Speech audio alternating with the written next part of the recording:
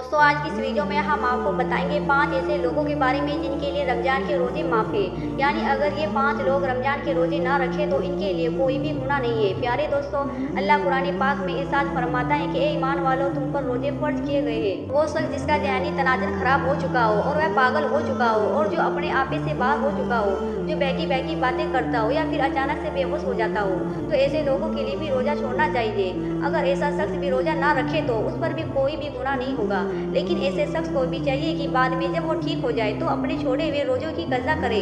Number 2, निफास वाली औरतें। दोस्तों, ऐसी औरत जिन्हें हैज़ यानी पीरियड आए हो और ऐसी औरतें जिन्होंने बच्चे को जन्म दिया हो और अभी तक उनका निफास खत्म नहीं हुआ हो, यानी उनकी ब्लीडिंग खत्म नहीं हुई, तो ऐसी औरतों पर भी रमज़ान के रोज़े रखना जायज़ नहीं है। यहाँ पर इसकी एक सूरत और भी है कि अगर ये औरत रोज़ा रख लेती है और बाद में हैज या निफास यानी ब्लड आ जाता है तो भी इसका रोज़ा टूट जाता है। आपको बता दें पहले तो अगर वो एक बार के लिए रोज़ा रख ले तो उनका कबूल नहीं होगा।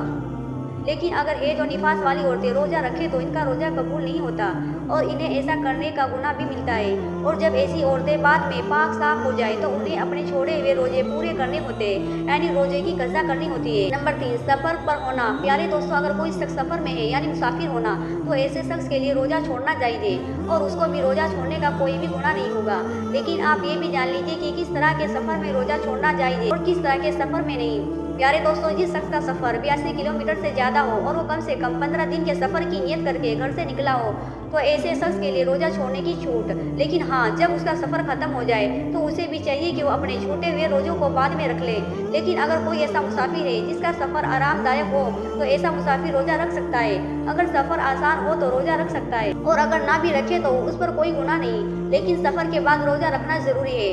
नंबर 4, ऐसा शख्स जिसमें उसकी जान जाने का खतरा हो। यानी अगर कोई शख्स किसी के पास आ जाए और वो उससे ये कह दे कि अगर तूने रोज़ा रखा तो मैं तुम्हें मार दूंगा, और उस शख्स को अपनी जान जाने का खतरा हो, तो ऐसा शख्स भी रोज़ा छोड़ सकता है। लेकिन हाँ, जब वो इस सूरत हाल में बाहर निकल जाए तो उसको भी जायज़ है कि वो अपने छूटे हुए रोज़ों को रखे, यानी अपने छूटे हुए रोज़ों की कज़ा करे।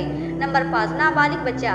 प्यारे दोस्तों, हम सभी को मालूम है कि रोज़ा हर बालिग इंसान पर फ़र्ज है जो अपने होशो-हवास में हो। इसी तरह रोज़ा नाबालिग बच्चों पर फ़र्ज नहीं है, यानी अगर कोई नाबालिग बच्चा रोज़ा नहीं रखता तो उसे इसका कुछ भी गुनाह नहीं होता। लेकिन अगर कोई बच्चा 10 साल की उम्र को पहुँच जाए और उसमें रोज़ा रखने की ताकत आ जाए तो उसे चाहिए कि वो रोज़ा रखना शुरू कर दे। और अगर वो रोज़ा ना रखे तो उसके घर वालों को चाहिए कि वो उस पर सख्ती करके उससे रोज़ा रखवाए। तो प्यारे दोस्तों, ये थे वे 5 लोग जिन्हें रमज़ान में रोज़ा रखने की छूट है। अल्लाह ताला सभी मुसलमानों को रोज़ा रखने की तौफीक अता फरमाए। आमीन।